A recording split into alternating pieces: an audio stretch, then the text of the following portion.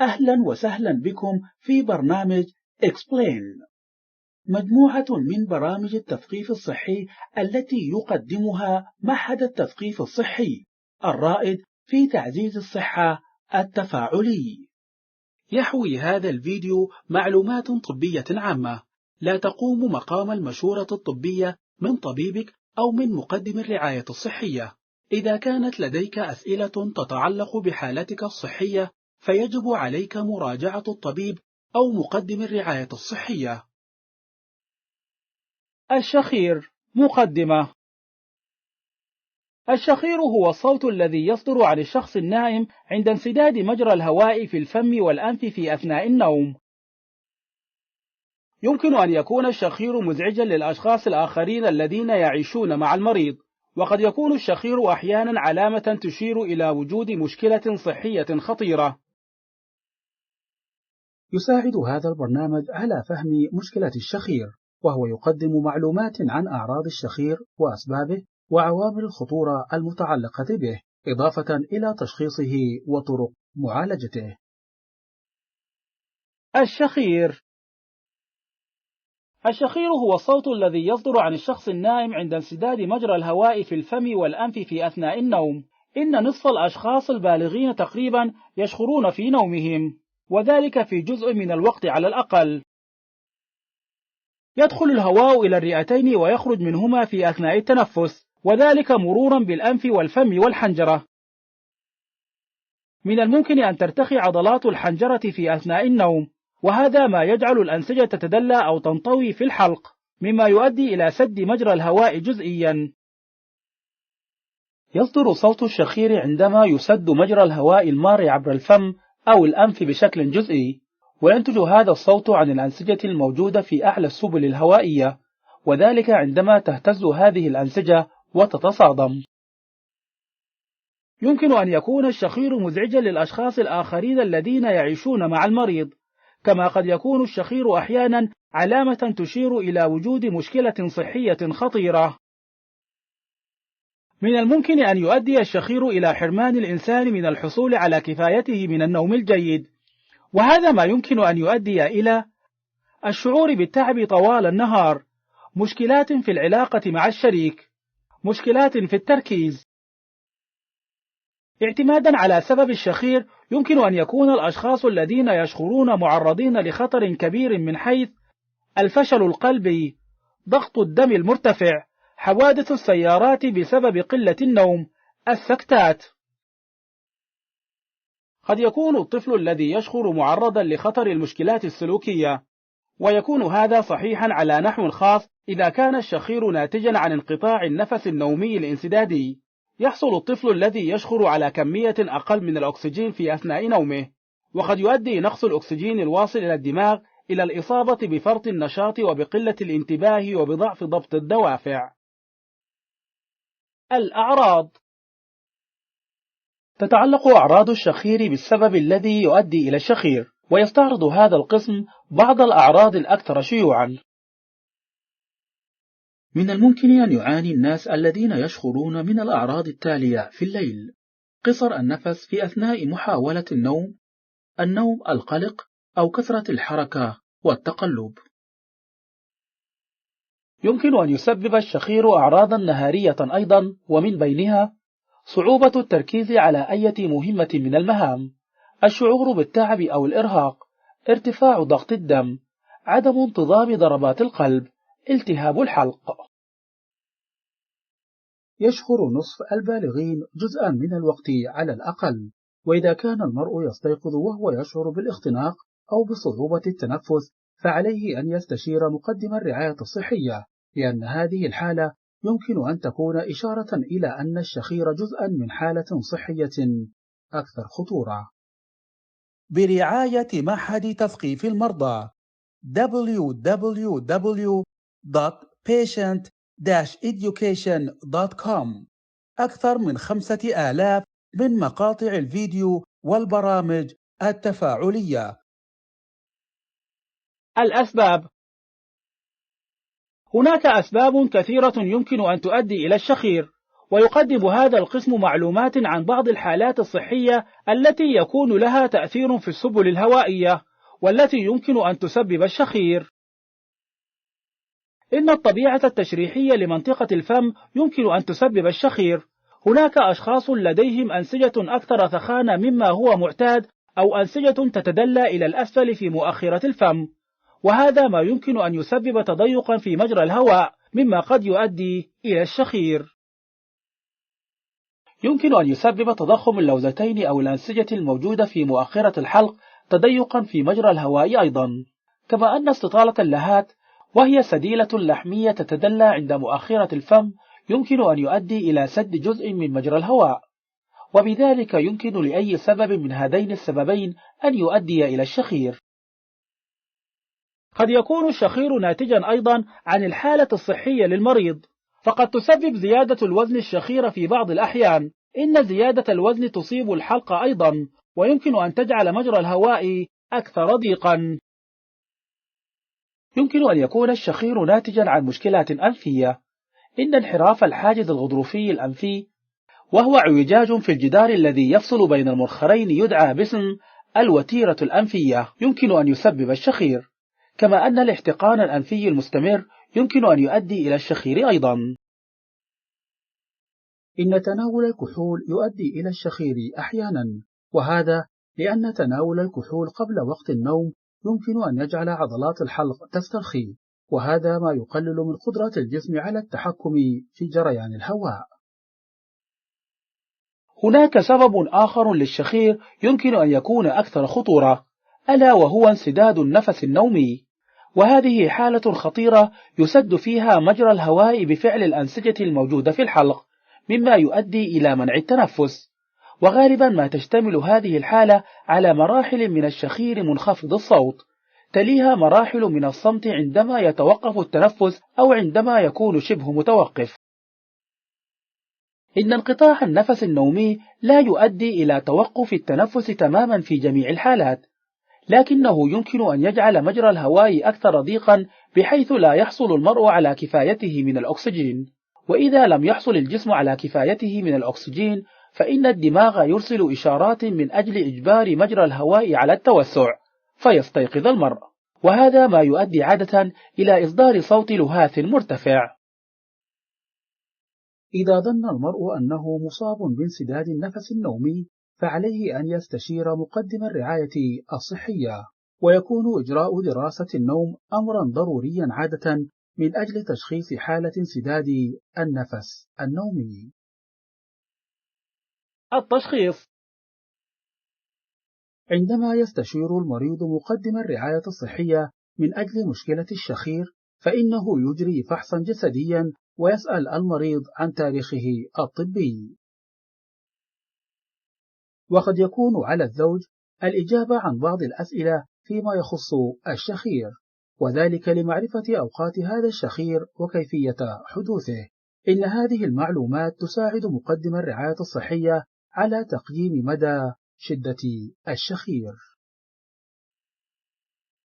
قد يطلب مقدم الرعاية الصحية إجراء تصوير من أجل تشخيص مشكلات مجرى الهواء لدى المريض. يمكن إجراء هذا التصوير بالأشعة السينية أو بالتصوير المقطعي المحوسب أو بالرنين المغناطيسي. قد يطلب مقدم الرعاية الصحية إجراء دراسة للنوم، وذلك يتعلق بمدى شدة أعراض الشخير، ويتطلب إجراء هذه الدراسة عادة أن ينام المريض ليلة كاملة في مركز النوم، وخلال إقامة المريض يقوم فريق من المتخصصين بدراسة وتحليل معمقين لعاداته في النوم. خلال دراسة النوم توضع مجسات على رأس المريض وعلى أجزاء أخرى من جسمه، وهذه المجسات تسمح لفريق المتخصصين بتسجيل موجات الدماغ وضربات القلب ومعدل التنفس ومستوى الأكسجين في الدم، وهي تسجل معلومات عن حركات العينين والساقين في أثناء النوم. عوامل الخطورة: هناك عوامل محددة تزيد من احتمال الشخير، تعرف هذه العوامل باسم عوامل الخطورة، ويتناول القسم التالي عوامل الخطورة المرتبطة بالشخير. هناك بعض المشكلات التي تصيب الأنف والفم والحلق ويمكن أن تؤدي إلى زيادة مخاطر الشخير، ومن هذه المشكلات تضخم واستطالة شراع الحنك، انحراف الوتيرة الأنفية، تضخم اللهات أو اللوزتين، ضيق مجرى الهواء، انسداد أو احتقان دائم في الأنف. هناك بعض العادات والمشكلات الصحية التي يمكن أن تزيد من مخاطر الشخير، ومن بينها الوزن الزائد، تناول الكحول، النوم على الظهر. يعد الجنس عاملا من عوامل الخطورة أيضا، فاحتمال إصابة الرجال بالشخير أكثر من احتمال إصابة النساء، كما أن الرجال أكثر من النساء تعرضا للإصابة بحالة انقطاع النفس الانسدادي النومي. المعالجة. تكون الخطوة الأولى لمعالجة الشخير هي إدخال تغييرات على نمط حياة المريض عادة، حيث يمكن أن يقترح مقدم الرعاية الصحية على المريض بأن يقوم بتقليل وزنه، وأن يتجنب تناول الكحول خاصة قبل النوم، أو أن يغير وضعية نومه. كما يمكن أن يقترح مقدم الرعاية الصحية أيضا علاجات أخرى إذا لم تؤدي الخطوات السابقة إلى إيقاف الشخير. قد يقترح مقدم الرعاية الصحية استخدام طبيقة فموية، والطبيقة الفموية هي جهاز يأخذ شكل الفم ليساعد على اتخاذ اللسان وشراع الحنك وضعية صحيحة بحيث لا يسد مجرى الهواء، ولا بد في هذه الحالة من الاستعانة بطبيب الأسنان لتثبيت الجهاز. يمكن أيضا استخدام آلة الضغط الهوائي الموجب المستمر CPAP من أجل معالجة مشكلة الشخير. تتطلب هذه المعالجة أن يضع المريض كمامة ضغط على أنفه عند النوم، وترتبط بهذه الكمامة مضخة صغيرة تدفع الهواء عبر مجرى الهواء لدى المريض. إن مضخة الضغط الموجب تساعد على التخلص من الشخير، وهي تقي المريض من انسداد النفس النومي أيضا. إنها طريقة ممتازة لمعالجة انسداد النفس النومي لأنها فعالة جدا، لكن بعض المرضى لا يرتاحون إلى استخدامها ويجدون صعوبة في الاعتياد على صوتها. يمكن استخدام زرعات في شراع الحنك لمعالجة الشخير، ويكون هذا الإجراء من خلال حقن شعيرات مطفورة من البوليستر داخل شراع الحنك، وهذا ما يجعله أكثر صلابة مما يقلل الشخير.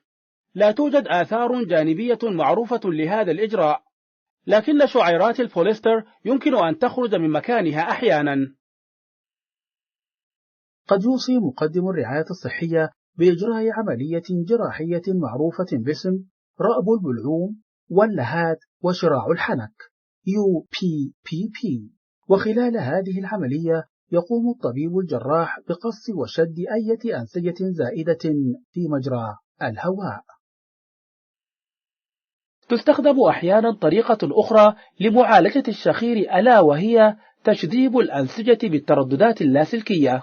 خلال هذه العملية يستخدم الطبيب الجراح ترددات لاسلكية منخفضة الشدة لإزالة بعض أجزاء شراع الحنك من أجل تخفيف الشخير. الوقاية من الشخير. هناك طرق من أجل الوقاية من الشخير أو من أجل تخفيفه من غير مساعدة طبية. يستعرض القسم التالي عددا من التغييرات في نمط الحياة التي يمكن أن تمنع حدوث الشخير. هناك طريقة طبيعية لتخفيف الشخير، ألا وهي النوم على الجانب. عندما يستلقي المرء على ظهره فإن لسانه يتراجع إلى الخلف باتجاه الحلق، وهذا ما يؤدي إلى تضييق مجرى الهواء وسده أحيانا. وأما النوم على جانب الجسم فهو يسمح ببقاء مجرى الهواء مفتوحا ويمنع حدوث الشخير. هناك طريقة أخرى لمنع اللسان من التراجع إلى الخلف في أثناء النوم، ألا وهي رفع الجسم قليلا. يمكن أن يحاول المريض رفع جهة الرأس من السرير 10 سنتيمترات باستخدام قطع خشبية تحت أرجل السرير، أو باستخدام أي مادة صلبة أخرى. إذا كان وزنك زائدا فإن تخفيف الوزن يمكن أن يقلل الشخير. إن زيادة الوزن تؤدي إلى الشخير، لأن حجم منطقة الحلق يزداد مثلما يزداد حجم الجسم كله، وهذا ما يؤدي إلى تضييق مجرى الهواء. هناك لصاقات أنفية يمكن أن تخفف الشخير. توضع هذه اللصاقات على الأنف، وهي تساعد كثيرا من الناس على توسيع منطقة مرور الهواء خلال الأنف، مما يؤدي إلى تحسن التنفس. لا تكون هذه اللصاقات فعالة إلا في معالجة الشخير، لكنها غير مفيدة فيما يتعلق بانقطاع النفس النومي. إن الامتناع عن تناول الكحول والتقليل من المواد المهدئة يمكن أيضا أن يخفف الشخير. لا يجوز تناول الكحول خلال الساعتين اللتين تسبقان النوم. إن الكحول وغيره من المواد المهدئة يساعد على استرخاء العضلات، مما قد يجعل انسداد مجرى الهواء بفعل الأنسجة الموجودة في الحلق أكثر احتمالا. إذا كان لديك احتقان أنفي أو انسداد أنفي، فقد تتمكن من التخلص من الشخير من خلال معالجة هذه المشكلات. هناك أدوية تساعد على التخلص من احتقان الأنف. إن انحراف الوتيرة الأنفية أو غير ذلك من العوائق أمر قابل للتصحيح من خلال الجراحة. اسأل مقدم الرعاية الصحية عن الخيارات المتوفرة لهذه المشكلات. إذا أعجبك هذا الفيديو الرجاء الإعجاب والمشاركة. لمشاهدة فيديوهات مشابهة يرجى الاشتراك في القناة. الخلاصة: الشخير هو صوت مرتفع ينتج عن إعاقة مجرى الهواء في الفم والأنف في أثناء النوم، وقد يشير الشخير إلى مشكلة صحية أكثر خطورة، ومن الممكن أيضا أن يكون مزعجا للشريك أو للشريكة. يمكن إدخال تغييرات على نمط حياة الإنسان لمساعدته على التوقف عن الشخير، فقد يقترح مقدم الرعاية الصحية تخفيف الوزن والامتناع عن تناول الكحول وخاصة قبل النوم، أو يمكن أن يقترح تغيير وضعية النوم أيضا. هناك أجهزة طبية وإجراءات جراحية متوفرة للمساعدة على تقليل الشخير، لكن هذه الأجهزة قد لا تكون مفيدة لكل المصابين بمشكلة الشخير. إذا كان شخيرك يحرمك من النوم، أو إذا كان يحرم الشريك أو الشريك من النوم، فعليك أن تستشير مقدم الرعاية الصحية. من الممكن أن تكون هناك طرق كثيرة لتقليل الشخير أو للتخلص منه نهائيا. إن النوم الهادئ الجيد في الليل أمر ممكن التحقيق. شكرا لاستخدامكم برنامج Explain.